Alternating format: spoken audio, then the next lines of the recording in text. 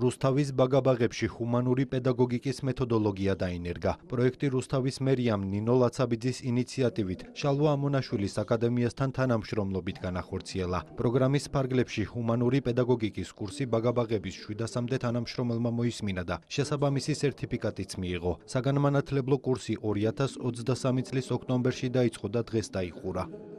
ეს იყო ძალიან დიდი სამუშაო და მე კიდეც გაოცებული ვარ ქალაქის მერიის ამ შემართებით, რომ ასეთი დავალება მოგვცა.